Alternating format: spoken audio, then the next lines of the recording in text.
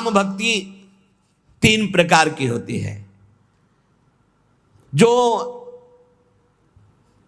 भोगों की चाह, या हमारा नाम हो जाए, हमारी कीर्ति हो जाए, हमारा ऐश्वर्य हो जाए। बड़ा विचित्र खेल है। अपना नाम करना, गुणगान प्रभु का गा रहे हैं, नाम अपना चाहते हैं।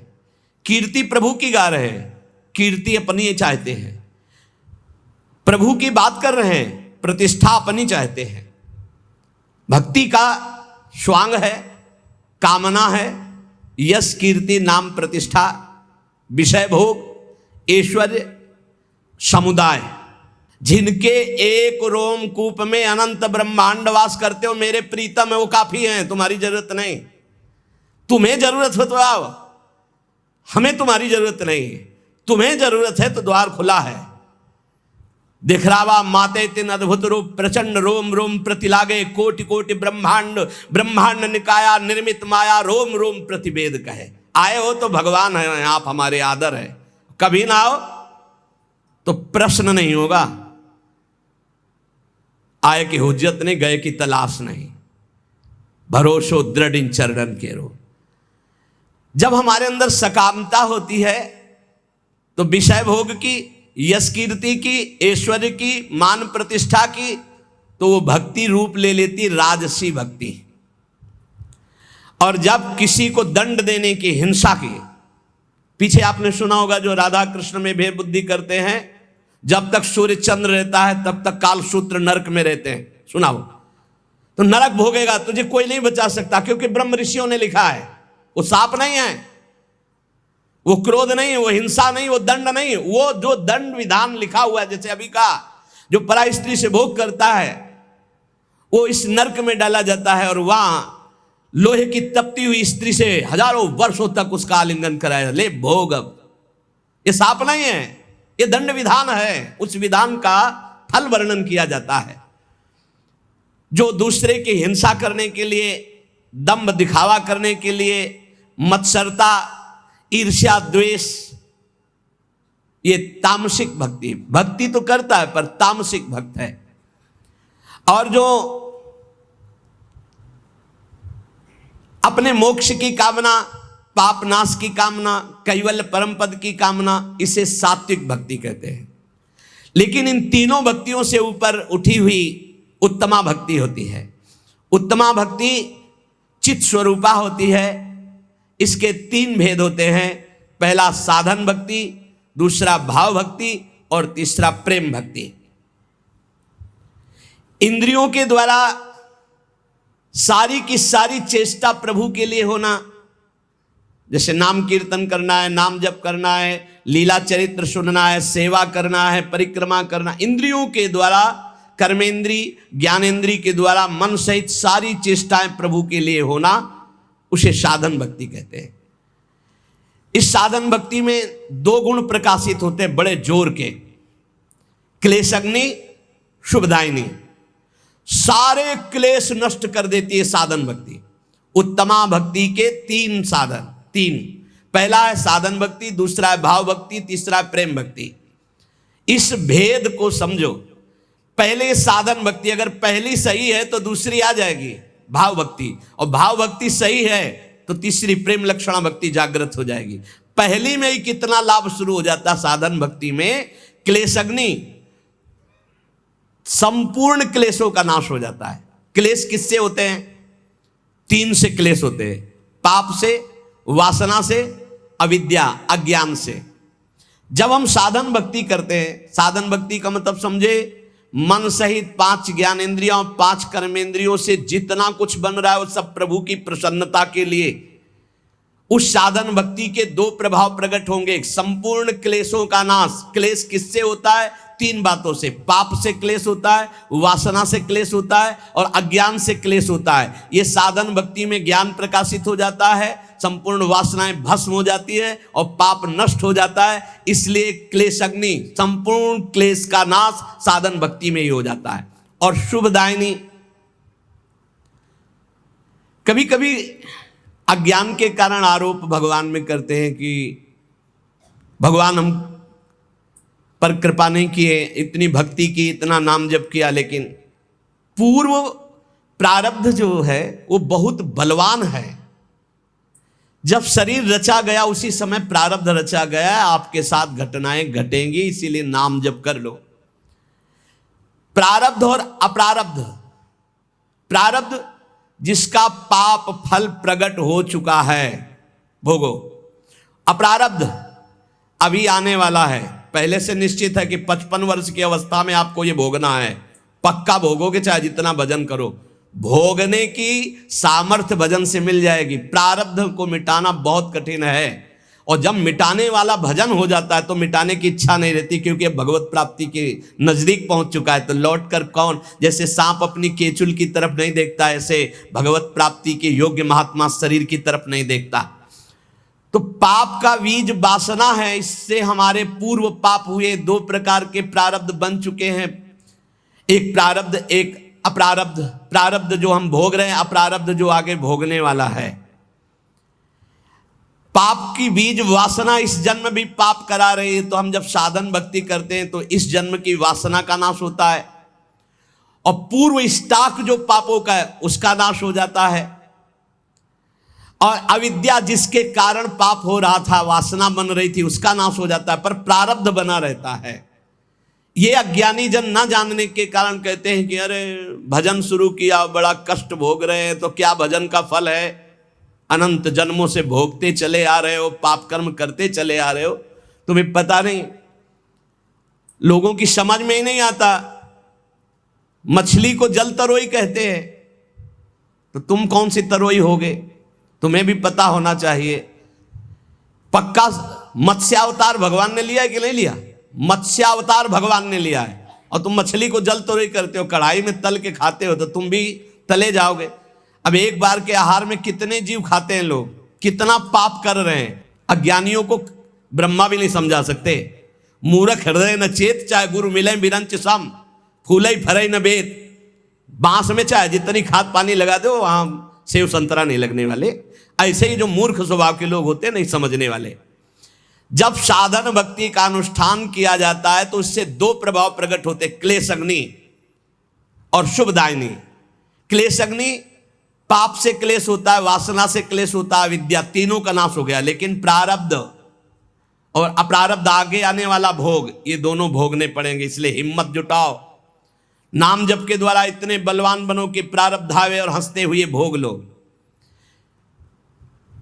प्रारब्ध का नाश करने की जब योग्यता आती है, तब नाश करने की इच्छा नहीं रह जाती, और जब तक नाश करने की इच्छा तब तक योग्यता नहीं आई। सब क्लेशों का मूल कारण भगवान का भजन न होना, भगवत विमुखता है।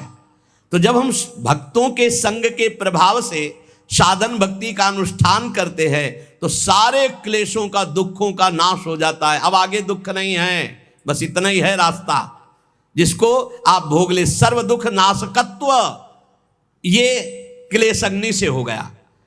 अब शुभ, शुभ का अर्थ है साधक के जीवन में परम मंगल, परम आनंद का विधान, ये नाम से प्रकट होता है। श्री हरिवंश चंद्र शुभ नाम, सब सुख सिंधु प्रेम रस धाम, जाम घटी बिसरे नहीं, एको क्षण न बिसरो। हर समय नाम जप करो, ये महाशुभ प्रकाशित कर देगा। शुभ से क्या होता है? जैसे क्लेश अग्नि से वासना, पाप, अविद्या का नाश, प्रारब्ध के भोगने की सामर्थ्य आ गई। शुभ से क्या होता है? बोले शुभ सारी दैवी संपदा प्रकट कर देती है। साधन भक्ति से विषय सुख, ब्रह्म सुख, पारमेश्वर सुख, ये सभी प्राप्त हो जाएगा। आपको विषय सुख चाहिए तो भी साधन भक्ति करो, आप देखो विषय सुख प्राप्त हो जाएगा, ब्रह्म सुख प्राप्त हो जाएगा, पारमेश्वर सुख प्राप्त हो जाएगा। और अगर इन सुखों की चाह न करो तो प्रेम प्रकट हो जाएगा। साधन भक्ति करते करते भाव प्रकट होता है। भाव भक्ति, 3 भेद उत्तमा भक्ति के, पहला साधन, फिर भाव, फिर प्रेम। साधन भक्ति, भाव भक्ति, प्रेम भक्ति। साधन ही भक्ति में चकाचक आनंदमय हो जाता है। सारे क्लेश, पाप, वासनाएं, अविद्या नष्ट हो गई और सब शुभ दैवी संपदा प्रकाशित हो गई। मंगल भवन भगवान की तरफ वृत्ति संपूर्ण रूप से, ये शुभ। अब भाव भक्ति 2 गुण प्रकाशित करती है। साधन भक्ति 2 प्रकाशित किए, क्लेश अग्नि, शुभदायिनी, और भाव भक्ति 2 गुण प्रकाशित किए, मोक्ष लघुताकृत और सुदुर्लभा। क्लेश अग्नि और शुभदायिनी तो इसमें आ ही गए अपने आप, साधन भक्ति के लक्षण। भाव भक्ति में तो समा ही गए ये क्लेश अग्नि और शुभदायिनी, पर इसमें मोक्ष लघुताकृत और सुदुर्लभा। बड़ा सुंदर। इस भाव भक्ति में 4 लक्षण हो गए, क्लेश अग्नि, शुभदायिनी, मोक्ष लघुताकृत और सुदुर्लभा। मोक्ष लघुताकृत, इतना आनंद प्रकट होता है भाव में कि मोक्ष भी लघु लगने लगता है। वो जब भाव प्रकट होगा, भावोत्सवेन भजताम, भाव प्रकट होगा तब आपको पता चलेगा कि मोक्ष सुख भी कड़ुआ लगने लगता है। इसलिए प्रेमी महापुरुषों ने मोक्ष स्वीकार नहीं किया। और सुदुर्लभा, भगवान की उस सुदुर्लभ दिव्य दिव्य गुण, दिव्य दिव्य रहस्य, दिव्य दिव्य भाव उसके हृदय प्रकट होते हैं जो अन्य किसी साधन से नहीं प्रकट हो सकते। तब उसमें महामहिम प्रेम लक्षणा भक्ति जागृत होती है। अब प्रेम लक्षणा भक्ति में अपने 2 गुण प्रकाशित हुए, सांद्रानंद विशेषात्मा पहला, और दूसरा श्री कृष्णा आकर्षणी, ये 2 गुण। तो प्रेम लक्षणा भक्ति में 6 गुण उपस्थित हो गए। जो साधन भक्ति में क्लेशग्नि शुभदायिनी और भाव भक्ति में मोक्ष लघुताकृत और सुदुर्लभा, ये तो प्रेम भक्ति में है ही। और प्रेम भक्ति के अपने 2 मिल गए, सांद्रानंद विशेषात्मा और श्री कृष्णाकर्षणी भक्ति 6 लक्षणों से युक्त हो गई। क्लेशग्नि शुभदा, मोक्ष लघुताकृत सुदुर्लभा, सांद्रानंद विशेषात्मा, श्री कृष्णाकर्षणी च सा। क्लेश नाशनी शुभदायिनी इस साधन भक्ति में हो गया। मोक्ष लघुताकृत का तात्पर्य है धर्म अर्थ काम मोक्ष, ये सब व्यर्थ नजर आने लगते हैं जब भाव प्रकट होता है। श्रीमद् राधा सुधा निधि में धर्माद्यर्थ चतुष्टयम विजयताम किम तद व्रथा वार्ताया, धर्म अर्थ काम मोक्ष की बेकार की वार्ता हमारे सामने कहते हो, जगत में विजयी रहे मेरे सामने। जैसे भाव में डूबे हुए भरत जी महाराज कह रहे हैं, अर्थ न धर्म न काम रुचि गति न चहो निर्वाण, जन्म जन्म रति राम पद यह वरदान नान। तो मोक्ष लघुताकृत का तात्पर्य है सालोक्य सारूप्य सामीप्य सारिष्ट सायुज्य, 5 प्रकार के मोक्षों का भी त्याग। दीयमानम न गृहणत्य बिना मत सेवनम जनाहा। धर्म अर्थ काम की तो बात जाने दो, 5 प्रकार के मोक्षों का भी त्याग हो जाता है जब भाव भक्ति का प्रादुर्भाव होता है। और सुदुर्लभा, सब सिद्धियां, बड़े बड़े सुख, बड़े बड़े लाभ, बड़े बड़े रहस्य, ये सब उसके सामने होते हैं जो भाव भक्ति में डूबा हुआ महापुरुष है। परंतु वो अपनी भाव भक्ति की प्रधानता से शीघ्र उन सबको क्रॉस करके प्रेम में पहुंचने वाला है, इसलिए किसी को स्वीकार नहीं करता, सब कुछ न्यौछावर कर देता है अपने प्रीतम के लिए और कृपा पर निर्भर हो जाता है। तब उसके अंदर प्रेम लक्षणा भक्ति जागृत होती है और उसका गुण प्रकट होता सांद्रानंद विशेषात्मा। ये सांद्रानंद विशेषात्मा करोड़ों ब्रह्मानंद को भी इस प्रेमामृत के सामने नहीं गिनता। जिसके अंदर ये प्रेम लक्षणा भक्ति जागृत हो गई, एक ब्रह्मानंद क्या, करोड़ों ब्रह्मानंद भी उस प्रेमानंद के सामने एक कण की तुलना के भी बराबर नहीं। अपार अत्यंत महाप्रेम सुख उस भक्त को प्राप्त होता है जिसके अंदर प्रेम लक्षणा भक्ति जागृत हो जाती है।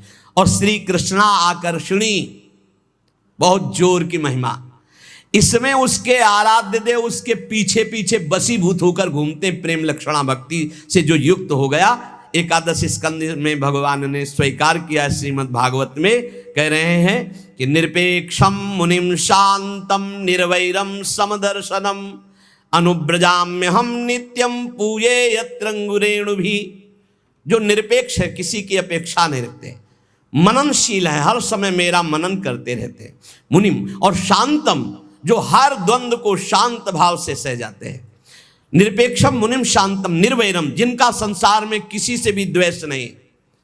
समदर्शनम, जो सब जगह मेरे को देखते हैं, समता के भाव को प्राप्त हो गए। ऐसे महात्माओं के पीछे मैं डोलता हूं कि उनकी चरण रज मेरे ऊपर पड़ जाए। श्री कृष्णाकर्षणी का अभिप्राय है कि ऐसे प्रेमी भक्त के पीछे पीछे भगवान वशीभूत होकर डोलते हैं। भक्तन पाछे यो फिरे ज्यो बछड़ा संग गाय। उपासक को उत्तमा भक्ति का अनुष्ठान करना चाहिए, जिससे भगवत प्रेम का हृदय में प्रादुर्भाव होता है। उत्तमा भक्ति के लिए साधन भक्ति अत्यंत अनिवार्य है, और साधन भक्ति का स्वरूप श्री महामहिम दादू दयाल जी कह रहे हैं, हम जीवें इहि आसरे सुमिरन के आधार, दादू छिटके हाथ सो तो हमको बार न पार। बड़े महापुरुषों ने कहा है कि सुमिरन चल रहा तो हम जी रहे हैं, अगर सुमिरन नहीं तो हमारी मृत्यु समझो। परम महामहिम श्री नानक साहब जी की भीड़ कि नाम है तो हम जीवित है, नाम नहीं तो। अगर नाम छूटा, सुमिरन छूटा तो मानो हमारी मृत्यु हो गई। हमारा जीवन ही नाम है। ये ऐसा उत्तमा भक्ति के लिए सुमिरन चाहिए। उत्तमा भक्ति का साधन इस कोटि का चाहिए कि नाम है तो हम जीवित हैं, नाम नहीं तो देवर्षि नारद जी कह रहे तद स्मरणेन परम व्याकुलते थी। हम परम व्याकुल हो जाए, नाम छूट जाए तो। भाई यहाँ राग द्वेष नाना प्रकार के विकारों की धूम मची हुई है, और उसको हटाने के लिए नाम है, उसको पकड़ नहीं रहा साधक। दादू विषय विकार सो जब लग मन राता, तब लग चीत न आवई त्रिभुवन पति दाता। जब तक मन विषयों में लगा हुआ, नाम जप नहीं कर रहे तो तुम्हारा चित्त त्रिभुवन पति भगवान में रति को प्राप्त नहीं हो सकता। दादू अहनिश सदा शरीर में हरि चिंतत दिन जाई, और प्रेम मगन लय लीन मन अंतर गति ल्यो लाई। शरीर में जब तक प्राण है तब तक हरि चिंतत दिन जाए, रात दिन हमारा प्रभु के चिंतन में जाए।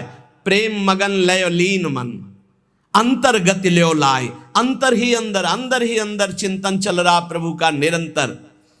दादू आनंद आत्मा अविनाशी के साथ, प्राणनाथ हृदय बसे तो सगल पदार्थ हाथ।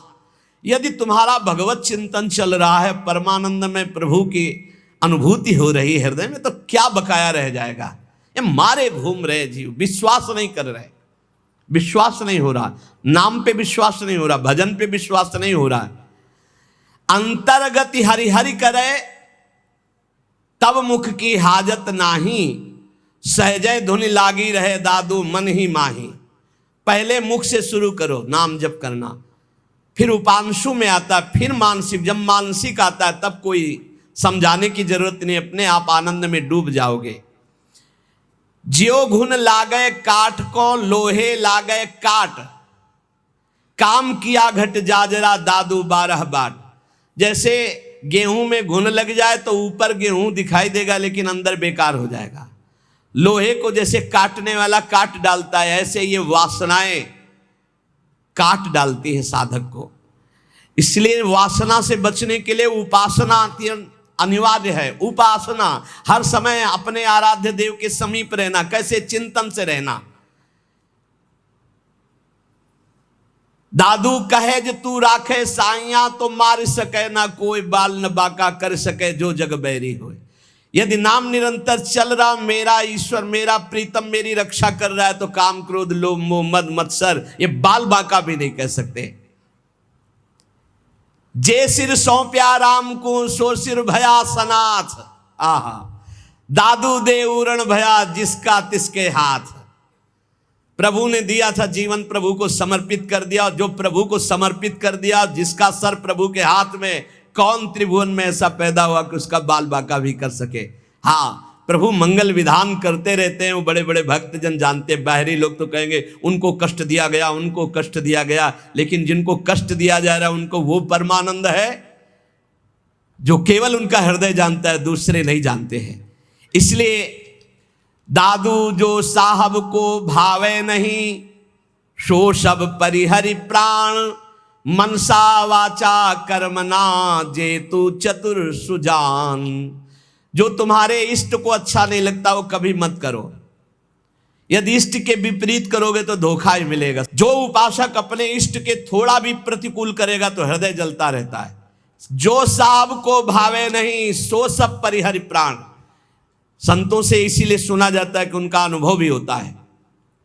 किसी साधक से कह रहे थे कि तुम्हें सिद्धावस्था प्राप्त करने के लिए कोई विशिष्ट साधना नहीं करनी, क्योंकि जैसे बट वृक्ष की छाया में बैठे हुए को धूप नहीं लग सकती, ऐसे गुरु कृपा पात्र को माया नहीं सता सकती। बस तुम एक आज्ञा का पालन करो, असंग रहो, शरीर से असंग रहो और मन से भी असंग रहो, अपने आप सिद्ध हो जाओगे, अपने आप भगवत प्राप्त हो जाओगे। जो गुरुजनों के वचनों को मान ले तो सिद्धि गुरुजनों के वचनों में होती है। मोक्ष मूलम गुरु कृपा, समझो पहले, मोक्ष मूलम गुरु कृपा। तुम ऐसा करो तुम्हारा काम हो जाएगा। भला ऐसा करने से काम कैसे हो सकता है, खत्म खेल, गए तुम। ऐसा करो काम वो पक्का हो जाएगा, पक्का हो जाएगा। बिना पढ़े चारों वेद प्रकाशित हो गए, ऐसा कैसे हो सकता है? ये गुरु कृपा।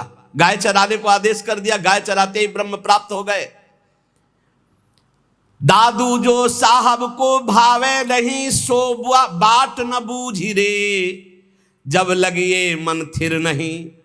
ये मन चंचल है ना, साहब कहते हैं इस गली चलो, वो नहीं, वो इस गली चलेगा। अरे वो रास्ता नहीं चलना जिसमें हमारे साहब का आदेश नहीं। साहब हमारे गुरुदेव हैं, साहब हमारे ठाकुर जी हैं, ये शास्त्र हमारे साहब हैं जो आज्ञा कर रहे हैं, हमको वैसे चलना है। साईं सो सन्मुख रहे, इस मन सो जूझ रे, मन से लड़ना पड़ेगा। जो मन से लड़ गया वही बहादुर। दूसरे को पटक देने वाले तो आपको मिल जाएंगे, लेकिन मन को पटक दें ऐसे मिलने कठिन है। मन की पटकी खाने वाले तो करोड़ों अरबों मिलेंगे, लेकिन मन को पटक दे ऐसा कोई गुरु का चेला मिलेगा। गुरु मेहरबान तो ये चेला पहलवान। अब पटक देगा अपने मन को, युक्ति पा गया ना। जिसको गुरु का सहयोग मिल गया वो माया पर विजय न प्राप्त कर ले, उसका कारण उसका कोई मनो आग्रह है, कुछ पकड़े है। अगर पकड़ छोड़ दे और गुरु के सहारे ऐसे हो जाए तो नैया पार। एक बोर्ड लिए खड़े थे, जब आ रहे थे, कह रहे थे दरिया भी तेरी, लहर भी तेरी, नैया भी तेरी और खेवैया भी तेरी, अब क्या मुझे परेशानी। दरिया भी जहां डूबने का है वो भी तू है, तेरी है, लहर भी तेरी है डूबने वाली, और खेवैया भी तू है, नैया भी तू, अब मेरे को क्या परवाह। बिल्कुल परम सत्य, वही दरिया है, वही लहर है, वही नैया है, वही खेवैया है, बस समझ जा और पैर पकड़ ले। हरि का आश्रय, मामे वे प्रपद्यन्ते माया में ताम तरंति थे। दादू जो साहब को भावे नहीं, सो बाट ना बूझ रे, साईं सो सन्मुख रहे, इस मन सो जूझ रे। मन से लड़ना पड़ेगा। अगर गुरमानी हो गए तो माया मुक्त हो गए, मनमानी हो गए तो माया में फंस गए। अपने साहब को जो ना भावे वो नहीं करना चाहिए, नहीं भोगोगे। देखो, एक प्रश्न किया परसों कि जब महापुरुष होते हैं तब ये माया समझने क्यों नहीं देती कि महापुरुष हैं? ऐसा क्यों होता है? जब वो होते हैं तब समझने नहीं होते, जब बाद में चरित्र पढ़ते तब लगता है यार बहुत बड़ी निधि थे, चले गए। हम कहें वर्तमान में दुर्योधन भी नहीं समझ पाया भगवान श्री कृष्ण को, क्योंकि वो स्वयं ऐसे लीला बिहारी रचना रचते हैं कि समझ न पावे। बड़े बड़े सिद्धों में ऐसी लीलाएं रही हैं कि लगता था कि ऐसा कैसे हो सकता है। इछावर, ये फतेहपुर जिला में है, जब भ्रमण कर रहे थे, ये यमुना के किनारे पड़ता है, तो वहाँ कुछ दिन रुके। तो इधर बिंदौर है, इधर इछावर है। इछावर में फक्कड़ स्वामी रहते थे, फक्कड़ स्वामी, उनको फक्कड़ कहते ही थे। फक्कड़ किसे कहते हैं? फिकर फार फकनी करे ताको नाम फकीर, निश्चिंत महात्मा, जिसमें चाह मिटी चिंता मिटी, मनुआ बेपरवाह, उनको कहते फक्कड़ महात्मा। कोई फिकर नहीं, कोई चिंता नहीं, बस एक लंगोटी पे रहते थे, और 1000 गुड़िया का माला रखते थे, रुद्राक्ष का मोटा वाला। और गांव के लोग जब कोई भक्ति से उनके पास बाहरी जाना चाहता तो पहले ही लगे थे, कह देते हाथ जोड़ते मत जाओ। हमारे स्वामी जी को आप एक शब्द नहीं बोलेंगे, अगर जाना है तो जाओ, तुम्हें किस तरह स्वागत करेंगे भगवान जाने, पर आप बोलने की हिम्मत नहीं रखते। अगर उनका अपमान करोगे तो हम खड़े हैं, हम लोग, आप जाओ मत, हम पहले आपसे बता रहे हैं। और वो बड़े अलबेले महात्मा थे, लाखों की कामनाएं सिद्ध कर दी। वो सिद्ध महापुरुष थे, पर सिद्ध करना उनका बहुत विचित्र था। एक पुलिस विभाग के बड़े अधिकारी थे, उनके संतान नहीं हो रही थी। सुना फक्कड़ बाबा के पास समस्त कामनाएं पूर्ण हो जाती हैं, तो पूरे अपने लाभ लश्कर के साथ गांव के लोग पहले ही लगे रहते, बाहर दूर, उनको भी नजदीक नहीं रहने देते फक्कड़ स्वामी, दूर से। उन्होंने कहा साहब हाथ जोड़ते मत जाओ। बोले नहीं, हम तो बड़ी श्रद्धा से जा रहे हैं। बोले वहाँ श्रद्धा की पूजा नहीं होती, वहाँ दूसरी श्रद्धा चलेगी। बोले जो कुछ होगा सहेंगे। बोले साहब हम बर्दाश्त नहीं कर पाएंगे अगर हमारे स्वामी जी को आप कुछ बोले। बोले कुछ नहीं बोलेंगे। गए जो ही अब तो अस्थिमात्र होए रहे शरीरा, ऐसे थे। जो ही दृष्टि गई सो शास्त्र नाम की तरह गालियां शुरू कर दी। अद्भुत, ये बड़ी विचित्र गति। इसीलिए बाद में कैसे, अब वो तो सत्संगी होंगे तभी इतना सहनशील थे। नजदीक गए, कहा स्वामी जी हर उपाय करके देख लिया है, संतान नहीं हो रही, और संतान के बिना हमें अपना जीवन व्यर्थ लग रहा है। पत्नी बगल में, उनका प्रणाम करो। अब गाली नहीं दे रहे थे, अब शांत हो चुके थे। तो 1000 गुड़िया वाला रुद्राक्ष उठाया, घुमाया, मोटर मारा उनकी पत्नी के, तो ऐसे पूरा रुद्राक्ष ऐसे। अब वो चीख पड़ी। गांव के लोग बिल्कुल अलर्ट खड़े रहते थे, क्योंकि उनका व्यवहार ऐसा था कि हर एक बर्दाश्त नहीं कर सकता, और वो बहुत गंभीर थे। ऐसे ही खड़े रहे। तो उनका जा, जब हो जाए तब आना, यहाँ संतों का भंडारा कर देना। ऐसे सिद्ध पुरुष, बड़े बड़े महापुरुषों ने जो चेष्टाएं की, उनको उस समय समझ पाला कि ये साक्षात श्री भगवान है। बड़ा मुश्किल है, बड़ा मुश्किल है। और जब वो पधार जाते हैं, उनके जब चरित्र लिखे जाते हैं, तब समझ में आता है कि हो, ये तो ऐसी बड़ी निधि। जब लग ये मन थिर नहीं, तब लगी परस न होई, दादू मनवा थिर भया सहजय मिला सोई। वो यहीं बैठा है, परमात्मा आप में बैठा है, आपके समीप बैठा है, आपके आसपास है। आपका मन विश्वास कर ले, आपका मन स्थिर हो जाए, आपका मन प्रेम से युक्त हो जाए, अभी भगवत साक्षात्कार कहीं दूर नहीं है। ते समाज गिरजा में रहू, अवसर पाई बचन कहू, हरि व्यापक सर्वत्र समाना, प्रेम ते प्रगट होए मैं जाना। जब प्रथम गुरुदेव भगवान 2 वर्ष के बाद अंतर ध्यान हुए, तब जो घाटा लगा उसकी पूर्ति वृंदावन में आकर के श्री जी ने की। गुरुदेव भगवान पुनः इस रूप में मिले, नहीं तो जो हृदय पूरा जलता रहा उसको कैसे बताए। गुरु की छाया में रहने वाला उपासक कैसा निर्विघ्न होता है, और जब छाया हटती है तो पूरी धूप सहनी पड़ती है, और उस धूप को सहकर माया की कोई आगे निकल जाए, कोई बिरला ही होता है। इसलिए धन्य भाग हैं जो गुरु छत्र छाया में है। इसलिए साहब की आज्ञा से चले, मन से लड़ाई लड़े, मनमानी कोई भी आचरण ना करे। कहा हमारा मान मन पापी परिहर काम, विषयों का संग छोड़ दे, दादू मिली है राम। अरे मन पापी, अब मेरा कहा मान दे, ये विषयों का संग छोड़ दे, विषयी पुरुषों का संग छोड़ दे, देख तुझे भगवान मिल जाएंगे। भगवान की प्राप्ति कठिन नहीं है, विषयों का राग छोड़ना बड़ा कठिन है, मन की चाल को रोक पाना बड़ा कठिन है। श्री चरणदास जी महाराज, जिन्हें हरि भक्ति प्यारी हो, माता पिता सहज छुटी जावे, छुटे सुत अरु नारी हो। देखो यहां छूटने का मतलब राग से है। राग छोड़ने से मतलब परिवार में रहते हुए सब में भगवत भाव हो जाए तो हरि भक्ति, और परिवार छोड़कर चाहे जहां भाग के जाओ नया परिवार बन जाता है। अगर राग है तो शिष्य राग से भी दुर्गति हो जाएगी। शिष्य राग से भी दुर्गति हो जाएगी। एक सिद्ध संत जा रहे थे, उनके साथ कई शिष्य थे, तो एक केचुआ, केचुआ समझते हैं ना, जो मिट्टी खाता है, बहुत कोमल शरीर वाला होता है, और लाल चींटी उसमें लाखों चिपटी हुई थी। तो शिष्य खड़े हो गए और गुरुजी से कहा, गुरुजी कितना भयानक कष्ट इस जीव को, क्योंकि ये चींटी जब काटती है तो मनुष्य शरीर में भी बहुत पीड़ा होती है और एक दाग बन जाता है लाल लाल, और देखो कितना कोमल शरीर कछुआ का, लाखों चींटी है। बोले मैं ध्यान के द्वारा देख कर कह रहा हूं, ये पूर्व जन्म में गुरुजी थे केचुआ जी, और ये जितने सब चेला जी हैं ये सब पीड़ा पहुंचा रहे हैं, क्योंकि इन्होंने ठग करके इनसे अर्थ का शोषण किया था और इन्होंने विवेक पूर्वक गुरु नहीं बनाया था, तो दोनों की दुर्गति हो गई। ये चींटी बनकर गुरुजी को नोच रहे हैं और गुरुजी कछुआ बन करके बहुत होश में। यदि भगवत मार्ग विमुख विषय चिंतन, विषय क्रिया, विषय विचार से युक्त हो तो भगवान की प्राप्ति नहीं, दुर्गति प्राप्ति है। और यहाँ कह रहे हैं कि यदि भगवान के चरणारविंद की भक्ति में तुम्हारा चित्त है तो कहीं राग नहीं रह जाएगा। राग बहुत खतरनाक है, ये विष है राग।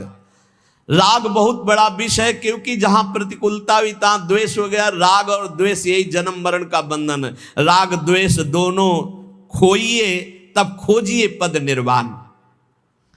जब भक्ति का रंग लगता है तो लोक भोग फीके लगे, समस्तुति गारी हो, हानि लाभ नहीं चाहिए, सब आशाहारी हो। कोई भी आशा जब तक हृदय में है तब तक भक्ति का रंग नहीं आया।